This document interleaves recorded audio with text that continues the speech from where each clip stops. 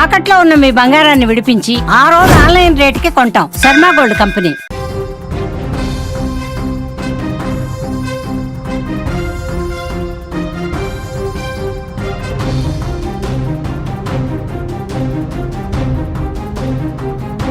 Breaking news చూస్తున్నాం. కడప జిల్లాలోని గండికోటలో జరిగినటువంటి వైష్ణవి హత్య కేసులో బిగ్ ట్విస్ట్. ఎవరు ఊహించిన విధంగా అందరూ కూడా లవర్ లోకేషే చంపేశారు, లోకేషే చంపేసి ఉంటాడని అందరూ కూడా భావించారు. కానీ ఇప్పుడు బిగ్ ట్విస్ట్ బయటపడింది. ఏంటంటే పరువు హత్య, వైష్ణవిది పరువు హత్య. సామూహికంగా అత్యాచారం చేసో గ్యాంగ్ రేప్ చేసో చంపి ఉంటారని తల్లిదండ్రులు ఇప్పటివరకు చెప్తూ వస్తున్నారు. కానీ ఇది పరువు హత్యే అని పోలీసులు ప్రాథమికంగా దొరికిన ఆధారాలను బట్టి, సీసీటీవీ ఫుటేజీలను బట్టి ప్రాథమికంగా ఒక నిర్ధారణకు వచ్చారు. ఈ కోణంలోనే దర్యాప్తు చేస్తున్నారు. అందరూ భావించినట్లు వైష్ణవిని చంపింది లోకేష్ అనుకున్నారు. కానీ లోకేష్ వైష్ణవిని హత్య చేయలేదు. వైష్ణవికి అదేవిధంగా మానభంగం కూడా జరగలేదు, అత్యాచారం కూడా జరగలేదు అని పోస్ట్ మార్టం రిపోర్ట్ బయటకు వచ్చినట్టుగా మనకు సమాచారం ఉంటుంది. ఎందుకు చంపాడు వైష్ణవిని? పరువు హత్య ఎవరు చేశారు? వైష్ణవి కుటుంబ సభ్యులే. వైష్ణవికి పెదనాన్న కుమారుడయ్యే సురేంద్ర, అతనితో పాటు మరో వ్యక్తి కొండయ్య అనే వ్యక్తి, ఈ ఇద్దరు సొంత చెల్లెల్నే, సొంత చిన్నాన్న కూతురు కుమార్తె అయినటువంటి చెల్లెల్నే చంపేశాడు. అన్నే కడప జిల్లాలో జమ్మలమడుగులో జరిగినటువంటి గండికోటలో జరిగినటువంటి హత్య, ఇంటర్మీడియట్ 2వ సంవత్సరం చదువుతున్నటువంటి, స్క్రీన్ మీద మీకు కనిపిస్తున్నటువంటి వైష్ణవి హత్య వెనక కుట్ర కోణం దాగి ఉంది అనేటువంటి కోణంలోనే పోలీసులు దర్యాప్తు చేశారు. ఇప్పటి వరకు వచ్చినటువంటి సీసీటీవీ ఫుటేజ్, ఒకసారి ఆ ఫుటేజ్ చూద్దాం. లోకేష్ వైష్ణవి ఇద్దరు కూడా ప్రేమించుకుంటున్నారు, ఒక ప్రాంతానికి వెళ్తున్నారు. అక్కడ స్క్రీన్ మీద మీరు చూస్తున్నారు. ఈ ఇద్దరు కూడా గండికోటకు వెళ్తున్నారు. వెళ్ళిన తర్వాత 1:10 నిమిషాల తర్వాత లోకేష్ ఒంటరిగా బయటకు వచ్చాడు. మరో బాక్స్లో చూస్తున్నాం. లోకేష్ ఒంటరిగా బయటకు వచ్చాడు. అంటే లోకేష్ వైష్ణవిని బైక్ మీద ఎక్కించుకొని ఒక రహస్య ప్రాంతానికి తీసుకువెళ్ళి అక్కడ అత్యాచారం చేసి ఆమెను హత్య చేసి ఆ తర్వాత ఒక్కడే ఒంటరిగా అక్కడి నుంచి బయటకు వస్తున్నాడు అని అందరూ కూడా భావించారు. కానీ పోలీసులు మొత్తం కూపీ లాగారు. ఈ సీసీటీవీ ఫుటేజ్ వచ్చింది ఒక భాగం మాత్రమే. నాణ్యానికి మరో భాగం, నాణ్యానికి మరోవైపు అసలైన ట్విస్ట్ దాగి ఉంది. ఈ ఇద్దరు వెళ్ళిన తర్వాత వైష్ణవి పెదనాన్న కుమారుడు అంటే అన్న సురేంద్ర, అతని స్నేహితుడు ఇద్దరు కూడా బైక్ మీద ఇదే దారిలో వెళ్ళారు. ఆ ఫుటేజ్ను పోలీసులు బయట పెట్టలేదు. మీడియాకు కేవలం ఈ ఫుటేజ్ మాత్రమే బయటకు ఇచ్చారు. మిగిలినటువంటి ఫుటేజ్ను బయటకు ఇవ్వలేదు. ఎందుకు చంపారంటే పదే ఈ ఇద్దరిది ఒకే గ్రామం, వైష్ణవిది లోకేష్ది ఒకే గ్రామం. ఒకే గ్రామంలో వేరే వ్యక్తితో ఈ విధంగా ప్రేమించి తిరగడం, ఇలా బహిరంగంగా తిరగడం కుటుంబానికి ఒక పెద్ద అవమానంగా భావించారు. ఎంత చెప్పినా వైష్ణవి వినిపించుకోకపోవడం, ఎంత చెప్పినా లోకేష్ అమ్మాయిని వదలకపోవడంతో అక్కడి నుంచి వైష్ణవిని ఆ కుటుంబ సభ్యులు నేరుగా వేరే ప్రాంతానికి తీసుకెళ్లారు. ప్రొద్దుటూరుకి తీసుకెళ్ళి అక్కడ చదివించారు. అక్కడ చదివించేటువంటి క్రమంలో వైష్ణవికి లోకేష్కి సంబంధాలు తెగిపోయాయి. లోకేష్ వైష్ణవి ఇక దూరంగా ఉన్నారు. వైష్ణవి ప్రశాంతంగా ఇక్కడ చదువుకుంటుంది అని గత 2 సంవత్సరాల నుంచి భావించారు. అయినా కూడా వైష్ణవి ఇంకా లోకేష్తో తిరుగుతుంది అనేటువంటి సమాచారాన్ని తెలుసుకున్నారు. ఈరోజు కాలేజీకి వెళ్ళినటువంటి వైష్ణవి కాలేజీకి వెళ్ళలేదు. గౌతమి ఇంటర్మీడియట్ కాలేజీకి వెళ్ళినటువంటి వైష్ణవి కాలేజీకి వెళ్ళలేదు అనేటువంటి సమాచారాన్ని వాళ్ళ తల్లికి కాలేజీకి సంబంధించిన సిబ్బంది చెప్పారు. వెంటనే విషయం తెలుసుకున్నటువంటి తల్లి అక్కడే ఆ గ్రామంలోనే తన సొంతూరుకి వేరే పని నిమిత్తం, వేరే డాక్యుమెంట్స్ని చేంజ్ చేసుకోవాల్సినటువంటి నిమిత్తంలో వైష్ణవి తల్లి తన సొంతూరుకి వెళ్ళింది. అక్కడ ఫోన్ కాల్ రాగానే అక్కడే ఉన్నటువంటి సురేంద్ర తన చిన్నమ్మ చెప్పినటువంటి విషయాన్ని తెలుసుకొని ఇద్దరూ కలిసి కాలేజ్ వద్దకు వెళ్ళి వాళ్ళ ఫ్రెండ్స్ని వివరాలు ఆరా తీయగా వైష్ణవి గండికోటకు వెళ్తున్నానని చెప్పింది. అంటే వీళ్ళు వెంటనే ఒక నిర్ధారణకు వచ్చారు. లోకేష్తోనే వెళ్ళి ఉంటుంది. అక్కడి నుంచి 30 కిలోమీటర్ల దూరంలో ఉన్నటువంటి గండికోటకు వెళ్ళింది అంటే అది లోకేష్తోనే వెళ్ళుంటుంది అని అనుమానించారు. వెంటనే లోకేష్కు, అదే గ్రామానికి సంబంధించినటువంటి లోకేష్ కాబట్టి లోకేష్ ఫ్రెండ్కి ఫోన్ చేశారు. సురేంద్ర ఫ్రెండ్ ద్వారా లోకేష్ ఫ్రెండ్కి ఫోన్ చేశారు. చేసి లోకేష్ ఎక్కడున్నాడు అనే సమాచారాన్ని ఆరా తీశారు. లోకేష్ ఎక్కడున్నాడో మాకు తెలియాలి అంటూ సమాచారాన్ని ఆరా తీశారు. ఈ విషయాన్ని లోకేష్ ఫ్రెండ్, నీ కోసం గాలిస్తున్నారు, నీ కోసం సురేంద్ర, వైష్ణవి అన్న ఇక్కడికి వచ్చేశాడు, గండికోటకు వస్తున్నాడు అంటూ సమాచారాన్ని తెలుసుకొని నేరుగా అక్కడికి వెళ్ళిన వెంటనే పారిపోయినట్లుగా. సో అక్కడికి వైష్ణవి సోదరుడు స్పాట్కి వస్తున్నాడని తెలుసుకున్న వెంటనే లోకేష్ అక్కడి నుంచి పారిపోయినట్లుగా తెలుస్తోంది. ఎస్, దీనికి సంబంధించినటువంటి డీటెయిల్స్ పోలీసులు అసలు ఎలాంటి దర్యాప్తు చేస్తున్నారు, అసలు ఈ కుట్ర కోణం, ఈ పరువు హత్యకు గల కారణాలేంటో పూర్తి వివరాలు తీసుకుందాం. మా కడప జిల్లా ప్రతినిధి సుదర్శన్ ఫోన్-ఇన్లో ఉన్నారు. సుదర్శన్, చరిత్రలో గతంలో ఒక గండికోట రహస్యం ఉంది. అయితే నిన్న జరిగినటువంటి గండికోటలో జరిగిన సరికొత్త రహస్యాన్ని రహస్యంగానే ఉంచకుండా ఆ రహస్యాన్ని బద్దలు చేసే ప్రయత్నం పోలీసులు చేస్తూ ఉన్నారు. వైష్ణవిని గండికోటలో తన ప్రియుడే అత్యాచారం చేసి హత్య చేశాడంటూ కొద్దిసేపటి క్రితం వరకు కూడా పోలీసులు కూడా అయితే ఇప్పుడు ఈ కేసులో కొత్త కోణాలు వెలుగు చూస్తున్నాయి. పరువు హత్యగా ఇప్పుడు పోలీసులు దీన్ని చూస్తున్నారు. అదే కోణంలో విచారణ చేస్తున్నట్టుగా మనకు సమాచారం అందుతూ ఉంది. ఎందుకంటే లోకేష్ లోపలికి గండికోటకు వైష్ణవితో కలిసి వెళ్ళిన సమయము, అలాగే లోకేష్ ఒంటరిగా బయటకు వచ్చినటువంటి సీసీ ఫుటేజ్ నే కాకుండా లోకేష్ వెళ్ళిన కొద్దిసేపటికే వైష్ణవి అన్నలు సురేంద్ర, కొండయ్య అక్కడికి వెళ్ళారు. ఇద్దరు వాళ్ళు వెళ్ళినటువంటి సీసీ ఫుటేజ్, అలాగే వాళ్ళు తిరిగి వచ్చినటువంటి సీసీ ఫుటేజ్ ను కూడా పోలీసులు అనాలిసిస్ చేశారు. ఇవన్నీ చేసిన నేపథ్యంలో పోలీసులు ఒక నిర్ధారణకు వస్తున్నట్టుగా మనకు సమాచారం అందుతుంది. దీనికి సంబంధించి ఇప్పటి వరకు లోకేష్ ను ఒక్కరినే ఎఫ్ఐఆర్ లో చేర్చారు. అంతేకాకుండా వీళ్ళ ఇద్దరు అంటే వైష్ణవి బ్రదర్స్ పైన కూడా అనుమానాలు ఉండడంతో వారిని కూడా ఎఫ్ఐఆర్ లో చేర్చే ప్రయత్నం చేస్తూ ఉన్నారు. కొద్దిసేపటి క్రితమే వైష్ణవి మృతదేహాన్ని వారి బంధువులకు అప్పజెప్పారు. వాళ్ళు వాళ్ళ సొంతూరికి తీసుకెళ్తూ ఉన్నారు. అయితే ఈ మొత్తం ట్విస్ట్ లో ఛేదించే ప్రయత్నంలో కొన్ని నమ్మలేని నిజాలు పోలీసులకు తెలుస్తూ ఉన్నాయి, అలాగే వెలుగులోకి వస్తున్నాయి. కొద్దిసేపటి క్రితమే వైష్ణవి పోస్ట్ మార్టం రిపోర్ట్ కూడా వచ్చింది. వైష్ణవి పైన ఎలాంటి అత్యాచారం జరగలేదు అని డాక్టర్లు నిర్ధారించారు. అంటే లోకేష్, వైష్ణవి ఇద్దరు కలిసి గండికోటకు వెళ్ళారు. వాళ్ళు వెళ్ళిన విషయాన్ని కొన్ని నిమిషాల వ్యవధిలోనే వైష్ణవి అన్నలైనటువంటి సురేంద్ర, కొండయ్య తెలుసుకొని వాళ్ళు నేరుగా గండికోటకి వెళ్లే ప్రయత్నం చేశారు. అంతలోపే లోకేష్ తోనే వెళ్ళిందా తన చెల్లెలు, లేకంటే ఇంకెక్కడికైనా వెళ్ళిందా అనే దాన్ని నిర్ధారించుకోవడం కోసం లోకేష్ బావ వరుస అయినటువంటి ఒక వ్యక్తికి, అదే గ్రామానికి చెందినటువంటి మరో వ్యక్తికి ఫోన్ చేశారు. ఫోన్ చేసిన వెంటనే అతను లేదు, కడపకి వెళ్ళాడు, అక్కడికి వెళ్ళాడు, ఇక్కడికి వెళ్ళాడు అని చెప్పారు. ఫైనల్ గా లోకేష్ నెంబర్ అతనికి నేను కాల్ చేస్తాను అంటూ సురేంద్ర నెంబర్ తీసుకున్నాడు.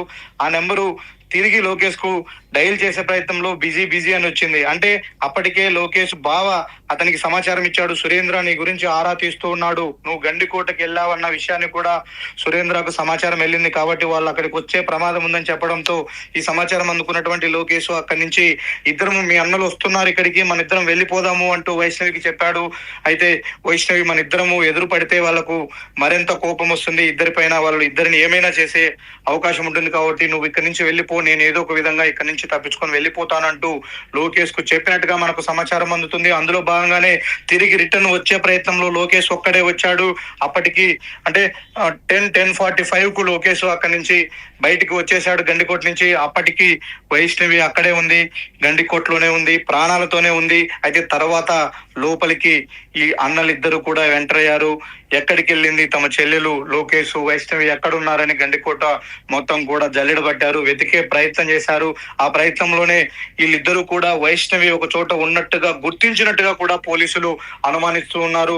గుర్తించిన ప్రయత్నంలోనే ఆ అమ్మాయిని ఏమైనా వీళ్ళే చేశారా, అంటే ఆ అమ్మాయిని వీళ్ళే హత్య చేసి ఉంటారా అన్న కోణంలో కూడా పోలీసులు ఆరా తీస్తున్నారు. అయితే ఇప్పటికీ ఇది కూడా కొంత మిస్టరీగానే ఉన్నప్పటికీ నిర్ధారించుకోవడం కోసం సీసీ ఫుటేజ్ లో ఒక్కొక్కరు ఎంటర్ అయినటువంటి టైమింగ్ అలాగే అవుట్ అయినటువంటి టైమింగ్ ను కూడా వాళ్ళు ఆరా తీస్తూ ఉన్నారు. అంతేకాకుండా అప్పటికి వీళ్ళ మొబైల్స్ ట్రేస్ అవుట్ చేస్తున్నారు, ఏ లొకేషన్ లో వీళ్ళ మొబైల్స్ ఉన్నాయి అనే కోణంలో కూడా పోలీసులు టెక్నికల్ ఎవిడెన్స్ అంతా కూడా కలెక్ట్ చేస్తూ ఉన్నారు.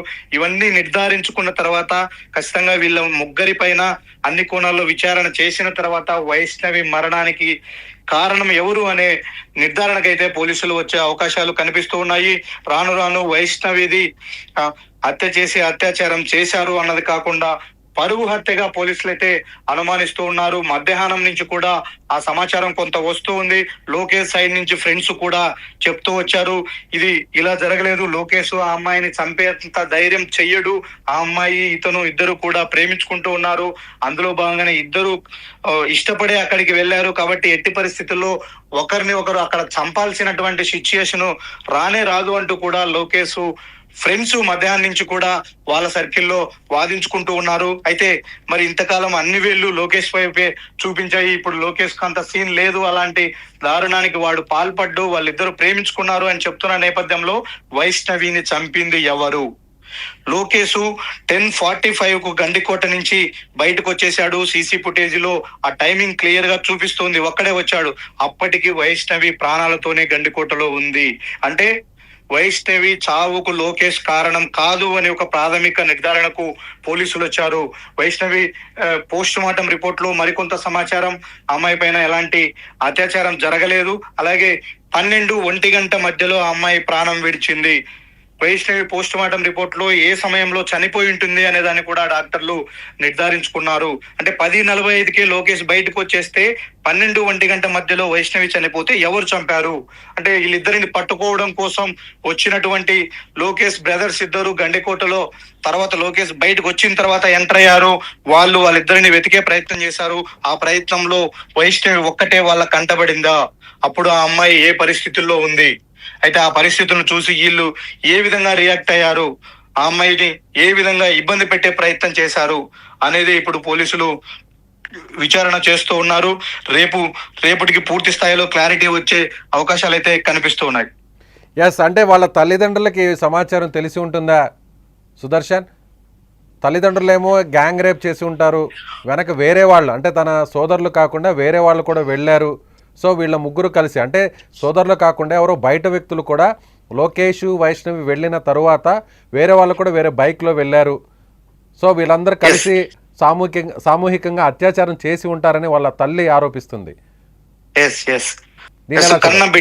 కన్న బిడ్డను కోల్పోయినటువంటి బాధలో ఉన్నటువంటి వైష్ణవి తల్లిదండ్రులను సుమన్ టీవీ పలకరించింది, వాళ్ళను పరామర్శించింది, వాళ్ళతో మాట్లాడే ప్రయత్నం చేసింది. ఆ మాట్లాడే ప్రయత్నంలో వైష్ణవి తల్లి చెప్పినటువంటి విషయాలు, తమ అమ్మాయిని ముగ్గురు కలిసి గ్యాంగ్ రేప్ చేసి తర్వాత చంపేశారు, వాళ్ళను కూడా మా అమ్మాయి అంత్యక్రియలు ముగిసే లోపలే వాళ్ళను కూడా చంపాలి అంటూ కూడా ఆమె ఆవేదన చెందింది. వీళ్ళిద్దరు బైక్ లో ముందెళ్లారు, తర్వాత వీళ్ళ వెనకే మరో ఇద్దరు బైక్ లో వెళ్ళారు.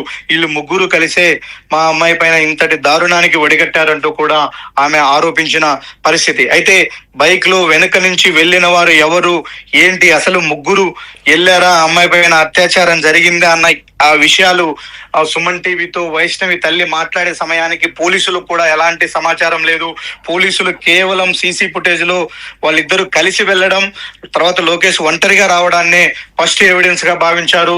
తర్వాత ఈవినింగ్ వరకు కూడా పోస్ట్ మార్టం రిపోర్ట్ కోసం పోలీసులు వెయిట్ చేశారు, ఎందుకంటే పోస్ట్ మార్టం రిపోర్ట్ లో కొంత క్లారిటీ వస్తుంది అని భావించారు. అప్పటికే వీళ్ళు అంటే గ్యాంగ్ రేప్ జరిగింది, బైక్ లో వెనకాల నుంచి వాళ్ళ వెనుక ఇద్దరు ఫాలో అయ్యారు అంటూ ఇవన్నీ చెప్పే ప్రయత్నం చేశారు. అంటే వీళ్ళు ఎలా అజ్యూమ్ చేసుకున్నారు, వీళ్ళు ఏ విధంగా ఊహించుకున్నారు అనేది తెలియాలి. అయితే ఆడ జరిగినటువంటి వైష్ణవి మరణానికి కారణం ఎవరు అని నిర్ధారించుకునే ప్రయత్నంలో వాళ్ళ అన్నలపైన వస్తున్నటువంటి ఆరోపణల నేపథ్యంలో ఈ విషయం వైష్ణవి తల్లిదండ్రులకు ఒకవేళ నిజంగా వాళ్ళే ఆ హత్యకు పాల్పడి ఉంటే ఈ విషయం వైష్ణవి తల్లిదండ్రులకు తెలుసా తెలియదా, ముందే తెలుసా తెలియదా అన్నది కూడా ఇప్పుడు ప్రశ్నార్థకంగా మారింది. అంటే ఈ ఈ అమ్మాయి విషయంలో లోకేష్ తో కలిసి తిరిగిన ప్రతిసారి కూడా వాళ్ళ అన్నలే చొరవ తీసుకున్నారు. ఆ అబ్బాయిని కొట్టారు, ఆ అమ్మాయికి భయం చెప్పారు, ఈ అమ్మాయిని కూడా కొట్టారు అని వాళ్ళే ఒప్పుకుంటూ ఉన్నారు. మా చెల్లెలు అతనితో తిరగడాన్ని మేము ఒప్పుకోలేకపోయాము, జీర్ణించుకోలేకపోయాము, మా చెల్లెల జోలికి రావద్దు అంటూ 2 సార్లు నేనే లోకేష్ ను మందలించాను, కొట్టాను అని చెప్పి వైష్ణవి అన్న సురేంద్ర చెప్తూ ఉన్నాడు తానే స్వయంగా. అంటే ఈ లవ్ మ్యాటర్ ను డీల్ చేసే విషయంలో మొదటి నుంచి కూడా వైష్ణవి తల్లిదండ్రులు పూర్తిగా వీళ్ళిద్దరిపైనే ఆధారపడ్డారు. సురేంద్ర అలాగే సురేంద్రకు మరో కో బ్రదర్ అయినటువంటి వీళ్ళిద్దరిపైన ఆధారపడ్డారు. కాబట్టి ఫస్ట్ నుంచి ఈ విషయం మొత్తం కూడా సురేంద్రకు తెలుసు. అనేక విధాలుగా తను ప్రయత్నించాడు, వీళ్ళిద్దరిని విడగొట్టాలి, మా అమ్మాయి జోలికి ఇతను రాకుండా చూడాలి, లేదంటే మా అమ్మాయి ఇతన్ని దూరం పెట్టే విధంగా ఏదో ఒకటి చేయాలి అని ఫస్ట్ నుంచి కూడా అతను భావిస్తూనే వచ్చాడు. అయినప్పటికీ వీళ్ళ ప్లాన్స్ ఏవి కూడా వర్కౌట్ కాలేదు. ఊరు వచ్చిన తర్వాత కూడా వాళ్ళిద్దరి ప్రేమ కొనసాగింది. అందులో భాగంగానే వాళ్ళిద్దరు మళ్ళీ కలిసి గండికోటకు వెళ్ళారన్న విషయాన్ని సురేంద్ర చాలా సీరియస్ గా తీసుకున్నాడు. ఇంత ప్రయత్నించి ఇంత భయం చెప్పినప్పటికీ వీళ్ళు కనీసం మారలేదు, మా మాటకు విలువివ్వలేదు. వైష్ణవి స్వయంగా వాళ్ళ నాన్న తండ్రి నెత్తిపైన ఒట్టేసి ప్రమాణం చేసినప్పటికీ మళ్ళీ ఆ ఒట్టును కట్టున పెట్టి మళ్ళీ ఇలాంటి తిరుగుళ్లకు అలవాటు పడింది ఈ అమ్మాయి అంటూ కోపం పెంచుకున్నటువంటి సురేంద్ర ఖచ్చితంగా ఈ మ్యాటర్ తేల్చుకోవాలన్న ఉద్దేశంతోనే గండికోటకు వెళ్లారని తెలిసిన క్షణాల్లోనే తాను కూడా మరో కో బ్రదర్. అయితే సుదర్శన్ ఇక్కడ మరో అనుమానం కూడా ఉంది. ఏంటంటే చనిపోయినటువంటి వైష్ణవి బట్టలు లేకుండా ఆమె మృతదేహం ఉంది, డెడ్ బాడీ ఉంది అనేది పోలీసులు చెప్తున్నారు. ఆ సమాచారం బయటకు వచ్చింది. అయితే సొంత అన్నలే అంటే పెదనాన్న కుమారుడు లేదంటే అతని కజిన్ బ్రదర్ అయిన సురేంద్ర కొండ ఇద్దరు చంపి ఉంటే ఇంత దారుణంగా చంపి ఉంటారా? బట్టలు తీసేసి మరి ఇంత దారుణంగా చంపుతారా? అదే అవన్నీ కూడా ఇప్పుడు ఆ కోణంలోనే విచారణ చేస్తూ ఉంటారు. అంటే ఈ హత్యను పక్కదారి పట్టించే ప్రయత్నంలో భాగంగా కూడా అలా చేసి ఉండవచ్చు అని చెప్తున్నారు. మనకు అందుతున్నటువంటి మరొక క్రూషియల్ ఇన్ఫర్మేషన్ ఏంటంటే ఒక దుప్పటి అక్కడ దొరికింది. ఆ దుప్పటిలోనే ఆ అమ్మాయి డెడ్ బాడీని చుట్టుకొని పోలీసులు పోస్ట్ మార్టం రూమ్ వరకు కూడా పోస్ట్ మార్టం చేయడానికి తీసుకువచ్చారు అని చెప్తున్నారు. ఆ దుప్పటి తీసుకువెళ్ళింది ఎవరు అంటే లోకేష్ వైష్ణవినే బ్యాగులో పెట్టుకుని ఆ దుప్పటి తీసుకెళ్లారా, లేకంటే వెనకెళ్తున్నటువంటి బ్రదర్లు తీసుకెళ్లారా అన్నది ఇప్పుడు తేలాల్సి ఉంది. అంటే వైష్ణవి బట్టలు అయితే లేవు, అలాగే గాయాలు లేవు, కానీ ఆ అమ్మాయి ఒంటి మీద ఎలాంటి గాయాలు లేవు, కానీ ఆ అమ్మాయి చనిపోయింది. ఏ విధంగా చనిపోయింది అనే విషయం కూడా ఇప్పుడు పోస్ట్ మార్టం లో మరికొంత తేలాల్సి ఉంది. సుదర్శన్ అంటే హత్య చేసినటువంటి ఒకవేళ మీరు చెప్తున్నట్టుగా పోలీసులు అనుమానిస్తున్నట్టుగా పోలీసులకు వచ్చినటువంటి ఆధారాలను బట్టి వాళ్ళ అనుమానం ప్రకారం అక్కడ దొరికినటువంటి ఏదైతే కూపీ లాగిన తర్వాత వచ్చినటువంటి సమాచారం మేరకు అక్కడున్న సీసీటీవీ ఫుటేజ్ అలాగే సెల్ ఫోన్ సంబంధించినటువంటి లొకేషన్స్ ఇవన్నీ కూడా ఒక క్లారిటీకి వచ్చుంటారు పోలీసులు. వచ్చిన తర్వాతే సో ఆ ఇద్దరిని కూడా ఇప్పుడు అదుపులో తీసుకొని ఉంటారు. వైష్ణవికి సంబంధించినటువంటి సోదరు సురేంద్ర, అతని కజిన్ బ్రదర్ కొండయ్య. అయితే ఇప్పుడు వాళ్ళిద్దరు చంపిన తర్వాత పోలీసులు అనుమానిస్తున్న దాని ప్రకారం చంపిన తర్వాత ఎవరికి అనుమానం రాకుండా లోకేషే ఈ హత్య చేశాడు అని లోకేష్ మీద ఆ నెపం వేయడం కోసమే అలా బట్టలు అవి తీసేసి ఉండవచ్చు. అదే కోణంలోనే అనుమానిస్తూ ఉన్నారు.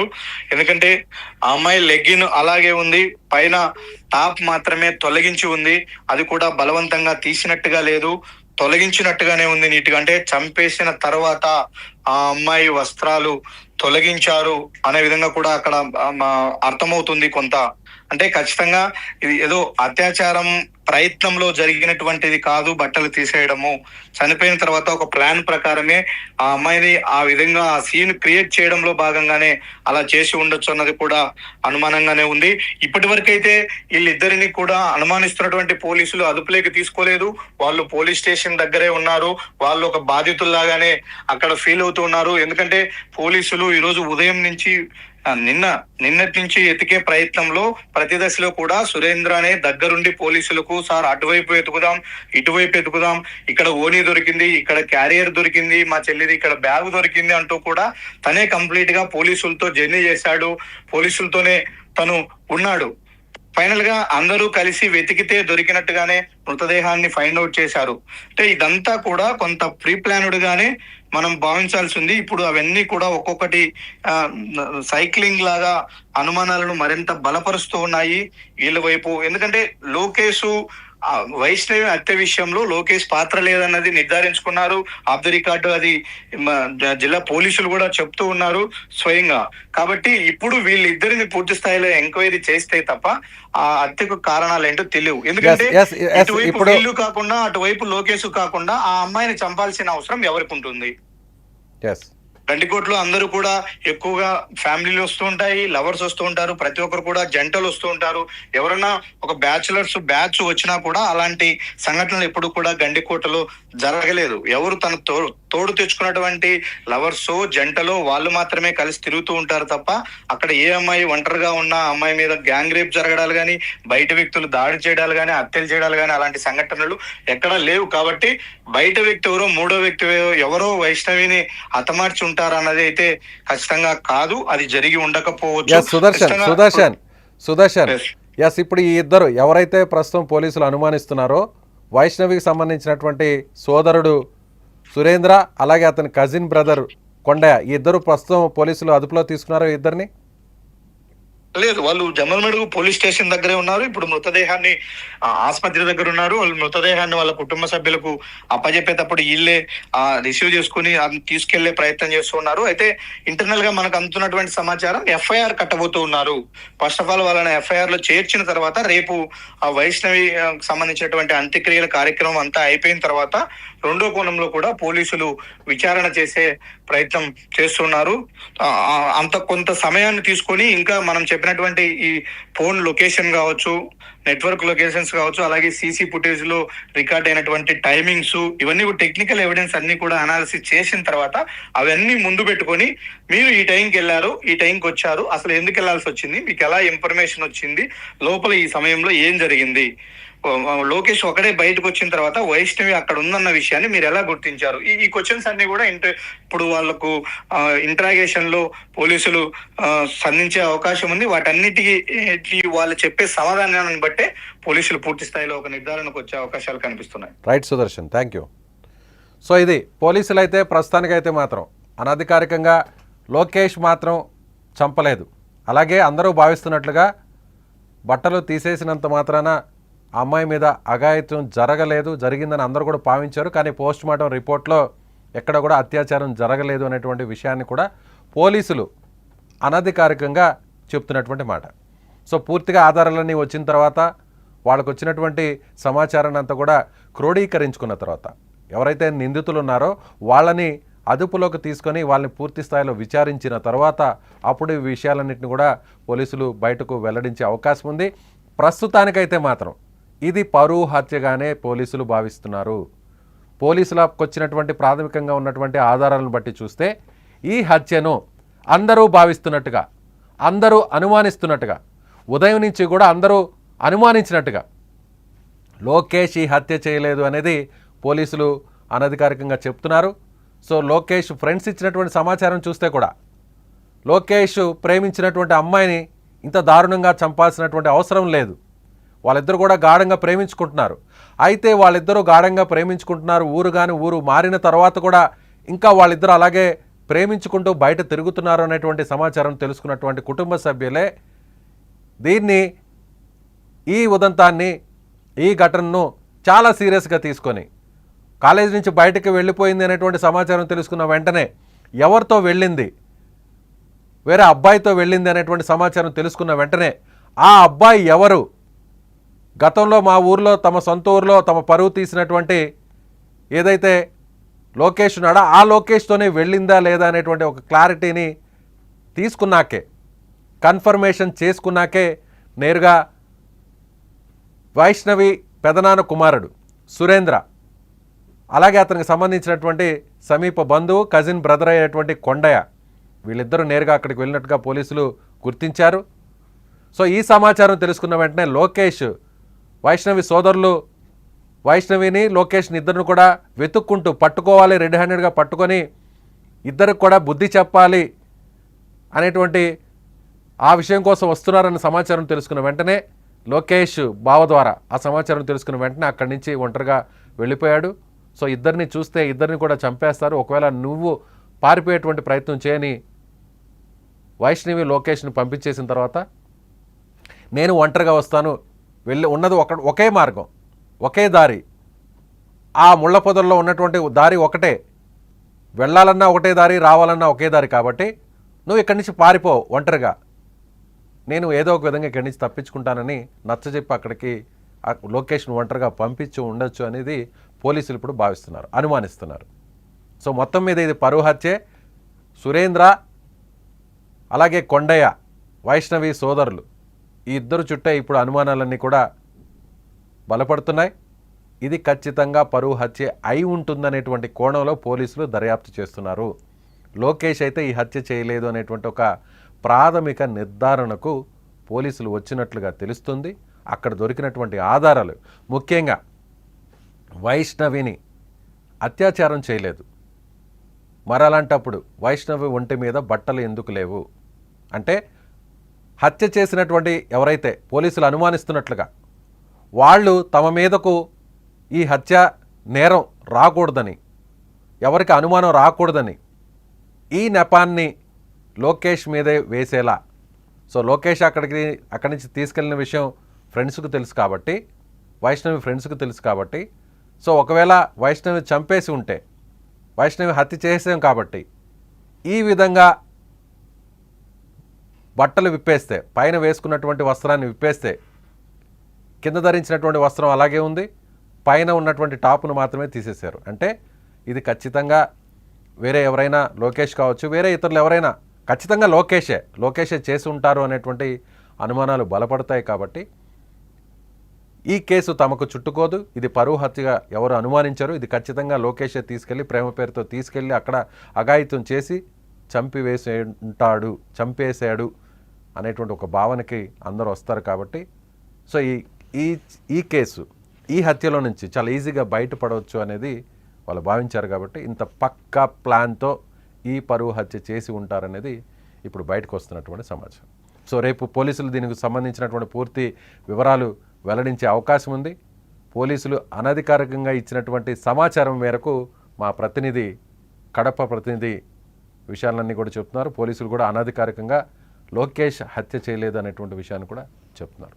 మీరేమనుకుంటున్నారు? నిజంగా పోలీసులు అనుమానిస్తున్నట్టుగా అక్కడ దొరికినటువంటి సాక్ష్యాలు, అక్కడ దొరికినటువంటి ఆధారాలు, అక్కడ దొరికినటువంటి సీసీటీవీ ఫుటేజ్, అక్కడ ఉన్నటువంటి సెల్ ఫోన్ లొకేషన్, సిగ్నల్స్, ఇవన్నీ కూడా చూస్తే పరువు హత్యగానే పోలీసులు భావిస్తున్నారు. ముళ్ళ పొదల్లో చంపి పడేసినటువంటి వైష్ణవిది హత్య కాదు, సామూహిక అత్యాచారం చేసి చంపబడింది కాదు, పరువు హత్యే. ఒకే గ్రామానికి సంబంధించినటువంటి వ్యక్తితో ప్రేమించి తిరుగుతూ, ఎన్నిసార్లు చెప్పినా మారకపోవడంతో పదే పదే తిరుగుతూ తమ పరువు తీస్తుంది. ఇలాంటి అమ్మాయి బతకడం వేస్ట్, ఈ అమ్మాయి బతికి ఉంటే ఇంకా తమ పరువు బజారును పడుతుందనేటువంటి భావంతోనే ఈ పరువు హత్య చేశారనేది పోలీసులు ఇప్పుడు ఆ కోణంలోనే అనుమానిస్తున్నారు. మీరేమనుకుంటున్నారు? నిజంగా పోలీసులు అనుమానిస్తున్నట్లు అక్కడ దొరికినటువంటి ఆధారాలను బట్టి చూస్తే ఇది నిజంగా పరువు హత్య అయితే ఆ హత్య చేసిన వాళ్ళని ఏం చేయాలి? మీ అభిప్రాయాన్ని కామెంట్ బాక్స్లో తెలియచేయండి.